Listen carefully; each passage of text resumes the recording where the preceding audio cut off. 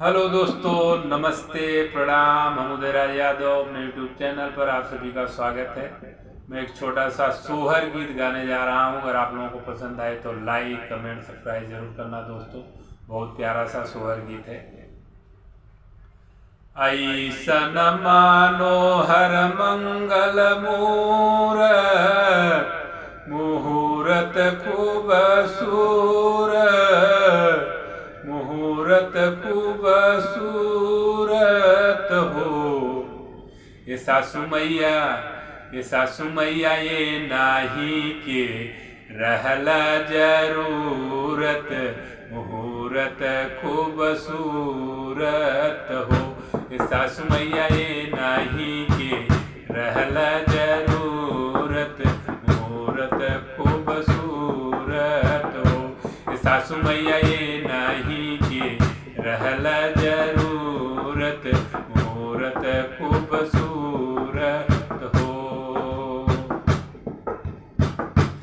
हमारा जाना ता बबुआ जीएम हुई है, नाना ही तडीएम हुई है, नाना ही तडीएम हुई है हो। इललना हिंद के सितारा इतसीयम हुई है, ओकरे ऊपर पीएम हुई है हो। इललना हिंद के सितारा इतसीयम हुई है, ओकरे ऊपर पीएम हुई है हो।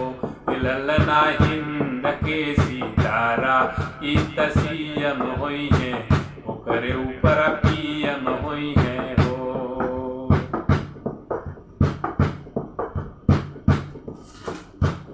बबुआ हमारा महाराज हुई है, राजा धीराज हुई है, राजा धीराज हुई है हो।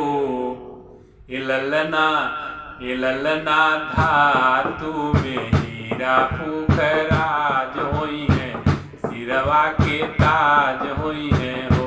इललना धातु में हीरा पुखराज हुई है, सिरवा के ताज हुई है हो। इललना धातु में हीरा पुखराज हुई है, सिरवा के ताज हुई है हो।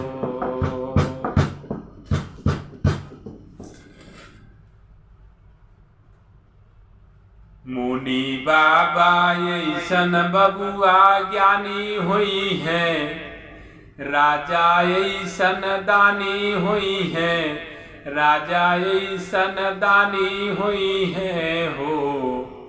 इललना अखिल भूमंडल राजधानी हुई है, पूरा खानदानी हुई है हो। इललना अखिल भूमंडल राजधानी हुई है, पूरा खानदानी हुई है हो। इललना अखिल भूमंडल राजधानी हुई है, पूरा खानदानी हुई है हो। ऐसन मानो हर मंगल मुहूर्त खूब सूरत, मुहूर्त खूब सूरत हो। ये सासू मैया ये नाही के रहला जरूरत, मुहूर्त खूब सूरत हो। ये सासू मैया ये नाही के रहला